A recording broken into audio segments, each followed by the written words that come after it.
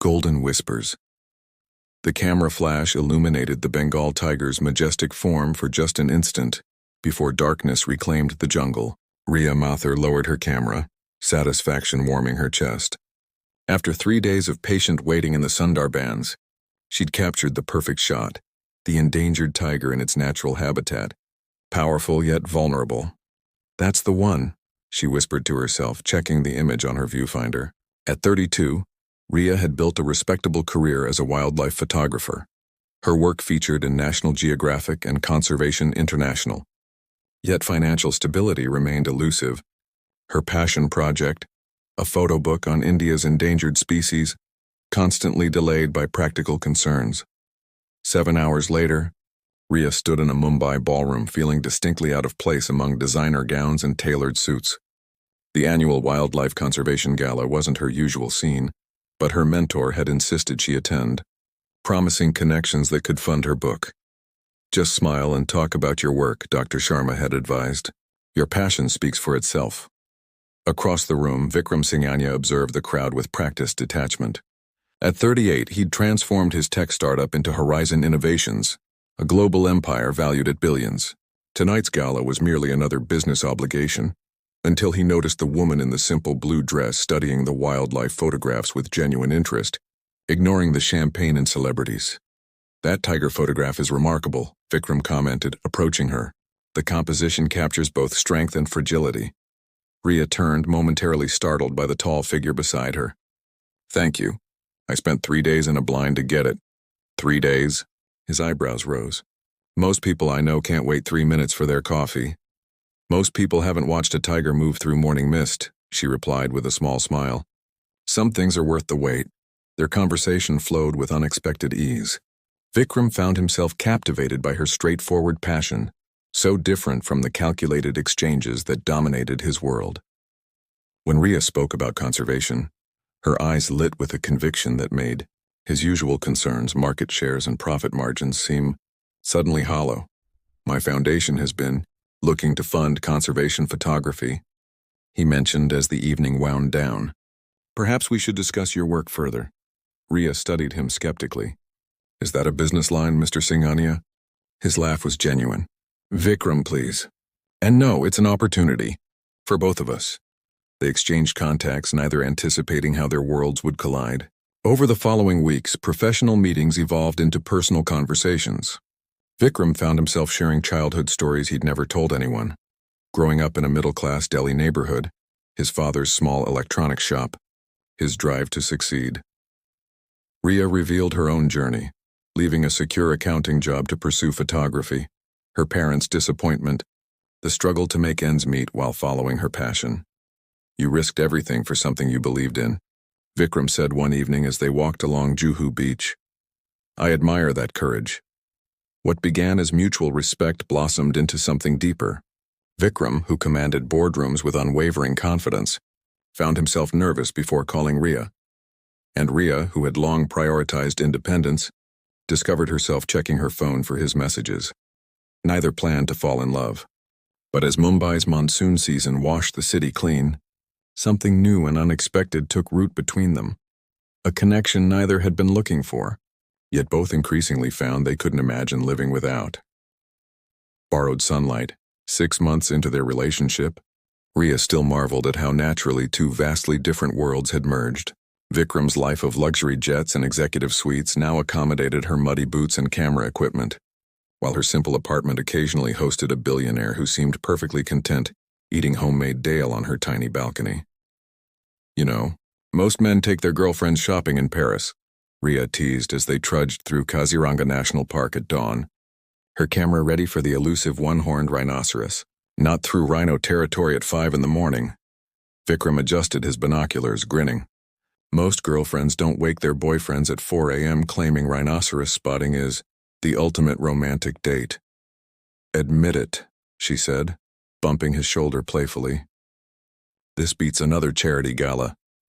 He looked at her, hair messily escaping her ponytail, eyes bright with anticipation, and felt that now familiar tightening in his chest. "Everything with you beats everything that came before you." Their romance flourished in contrasts. Vikram introduced Raya to a world where anything was attainable, flying her to the Serengeti for her birthday, arranging private viewings with photography legends she'd idolized. His resources opened doors she'd never dreamed of approaching. But it was Rhea who showed Vikram how to live beyond acquisitions and achievements. Under her influence, he rediscovered simple pleasures, the satisfaction of cooking a meal together, the peace of reading side by side in comfortable silence, the exhilaration of getting caught in sudden rain without umbrellas or drivers waiting nearby. "You've ruined me for normal dating," he admitted one evening as they sat on his penthouse terrace, the Mumbai skyline glittering below. "My board nearly fainted when I suggested we walk to the restaurant yesterday." Rhea laughed, but concern shadowed her eyes. "Sometimes I wonder if I really fit in your world, Vikram. Your colleagues look at me like I'm some exotic specimen they can't quite categorize." He took her hand, his expression serious. "You're not meant to fit into my world or me into yours. We're building something new together, something better than either of us had alone." Their relationship wasn't without challenges. Vikram's workaholic tendencies sometimes resurfaced, leaving Rhea feeling sidelined. Her stubborn independence occasionally frustrated him, especially when she refused his help on principle. They argued, reconciled, and gradually learned to navigate their differences.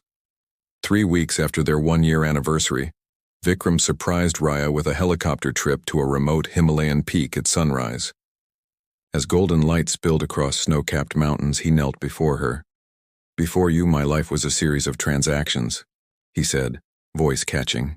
"Success measured in acquisitions, relationships evaluated by strategic value. You taught me that true wealth isn't what you accumulate, but what you're willing to give away." He opened a small box containing a vintage emerald ring. "This belonged to my grandmother, the only woman I've known who was as extraordinary as you." Tears blurred Rhea's vision. "Vikram, I don't want to own you or change you," he continued. "I want to build a life where we both become more ourselves, not less, where your dreams have as much priority as mine." His hands trembled slightly. "Rhea Mathur, will you marry me?"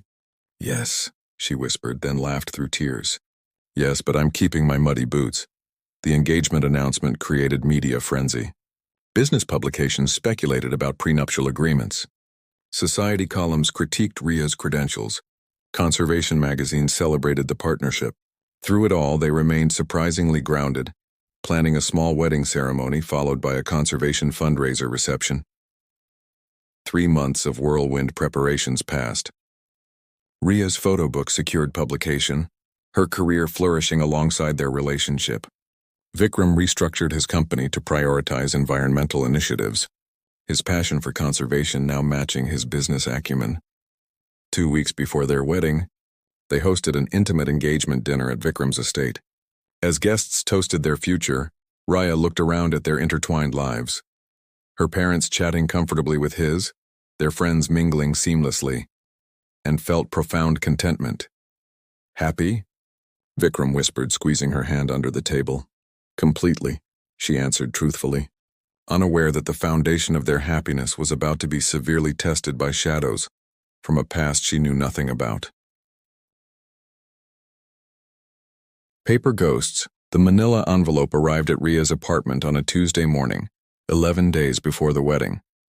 No return address, just her name written in elegant cursive. She opened it between sips of chai, expecting another congratulatory note or perhaps a magazine requesting an interview. Instead, she found a handwritten letter on cream stationery, its first line freezing her mid-motion. "You don't know me, but I know the man you're about to marry better than perhaps anyone." Rhea's fingers trembled as she continued reading. "My name is Nisha Kapoor. 6 years ago, Vikram and I were engaged to be married, just as you are now. We built dreams together for 3 years before those dreams shattered. Perhaps he's mentioned me, though I suspect he hasn't. I'm not writing to reclaim what's lost. I'm writing because I recognize the radiant joy in your engagement photos, the same joy I once felt. And I cannot in good conscience watch another woman walk unknowingly into the same heartbreak. Vikram isn't the man you believe him to be. When my father's business collapsed and my family faced financial ruin, Vikram saw only liability where he'd once seen love. The man who promised forever disappeared overnight, his calls unreturned, his presence replaced by a lawyer with settlement papers and a non-disclosure agreement. I'm breaking that agreement to write this letter, not out of bitterness but because someone should have warned me. The Vikram Singhania who courts with grand gestures is not the same man who remains when difficulty strikes. Ask him about the promise he made the night before he disappeared from my life. Ask him about the hospital waiting room he never showed up to. Ask him why success meant discarding the people who loved him before he became who he is today. I've rebuilt my life and found happiness elsewhere. I hope your story has a different ending than mine. With genuine concern, Nisha enclosed was a photograph, Vikram younger but unmistakable, arms wrapped around a beautiful woman, both laughing against a sunset backdrop. On the back, written in the same elegant script, Vikram and Nisha Goa 2018. Ria sat motionless, the letter trembling in her hands. The confident foundation of her relationship suddenly felt like shifting sand. She'd known Vikram had previous relationships. They'd both discussed past loves, but he'd never mentioned an engagement. Never spoken a word about someone named Nisha. She called Priyanka, her oldest friend since college days. It could be someone trying to sabotage your wedding, Priyanka suggested after Ria read the letter aloud. You know how much attention your engagement has gotten. Maybe it's a jealous ex or someone with a grudge against Vikram. The details feel too specific, Ria countered, staring at the photograph. And why would someone fabricate this? What would they gain? What are you going to do? Ria closed her eyes. I need to ask him tonight. Throughout the day, the letter's accusations echoed in her mind, poisoning memories she'd treasured. Every business call Vikram had taken during their vacations, every canceled date due to work emergencies. Were these signs she'd ignored? The man described in the letter seemed a stranger, nothing like the Vikram who held her through her father's health scare, who remembered every meaningful date, who championed her career as fervently as his own. That evening, Vikram arrived at her apartment carrying takeout from their favorite restaurant and updates on wedding arrangements. Seeing him, familiar, beloved, Ria almost tucked the letter away for another day. But the weight of unasked questions felt suffocating. Who is Nisha Kapoor? She asked when they sat down, placing the letter between them. The color drained from Vikram's face.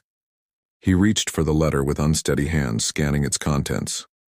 When he looked up, the pain in his eyes confirmed what Ria had feared most. She was my fiancée, he admitted, voice hollow.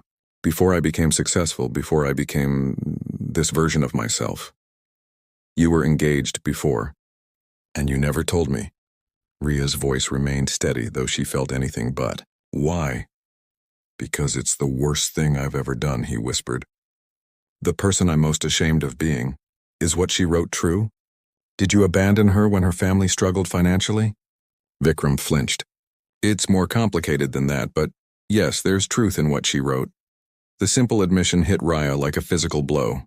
The man before her, the man she'd trusted with her heart, her future, suddenly seemed like a stranger wearing a familiar face. I need to understand, she said finally. All of it.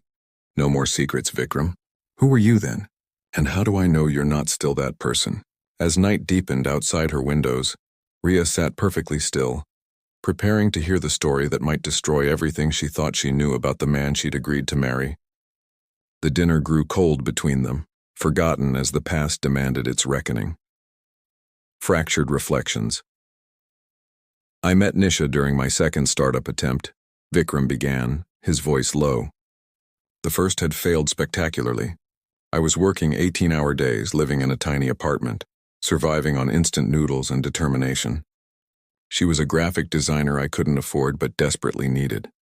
He described their romance, how Nisha had believed in his vision when investors wouldn't return his calls, how she'd created their brand identity for equity instead of payment, how they'd fallen in love amid late nights and shared dreams. For 3 years, we built everything together. Her father, Rajiv, became my mentor. They welcomed me into their family when mine had written me off as a disappointment. Vikram's eyes held a distant pain. The engagement wasn't just about Nisha and me. It represented belonging somewhere. Finally. Ria listened silently, trying to reconcile this struggling, uncertain man with the confident billionaire she knew. Then came the opportunity that changed everything, a chance to secure major international funding. The investors were traditional, conservative. They wanted someone who projected stability, who seemed like a safe bet. His fingers twisted together. During their background checks, they discovered Nisha's family had distant connections to a political scandal years earlier. Nothing illegal, nothing they had participated in, but enough to make risk-averse investors nervous. So you had to choose, Ria said quietly. The funding or Nisha? That's what I told myself. Shame colored his voice. They never explicitly said to end my relationship, but the implication was clear. And I convinced myself it was temporary, that I'd secure the funding, build the company, then find a way to make everything right. But you didn't. No. Once I stepped onto that path, each decision led further away from the person I'd been. The company succeeded beyond my wildest expectations. Suddenly I was moving in circles where Nisha's family connections would have been scrutinized. I told myself I was protecting her by staying away. What about the hospital? Ria asked, remembering Nisha's letter. What promise did you break? Vikram's composure cracked.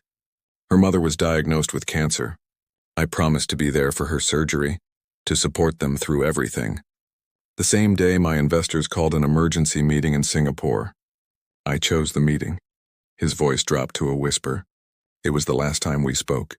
Afterward, I sent lawyers instead of facing her myself. The settlement was generous financially, but he trailed off. But money doesn't replace betrayal. Ria finished. No, it doesn't. Silence stretched between them, heavy with implications. Outside, Mumbai's lights glittered indifferently. Why didn't you tell me? Ria finally asked. We've shared everything else. I told you about all my failed relationships, my mistakes. Because I've spent years building a version of myself I could live with, he admitted. Someone who makes ethical decisions, who values people over profit. I was terrified you'd see what I'm capable of at my worst. His eyes met hers, vulnerable in a way she'd never witnessed. The truth is, Ria, I built an empire partly because I was running from what I did to her. Ria stood abruptly, needing distance. The magnitude of his deception, not just to Nisha but to her, felt overwhelming. The man I fell in love with champions conservation projects that will never show profit. He sits patiently in jungle blinds for days so I can photograph endangered species. He respects my independence and supports my dreams. She turned to face him.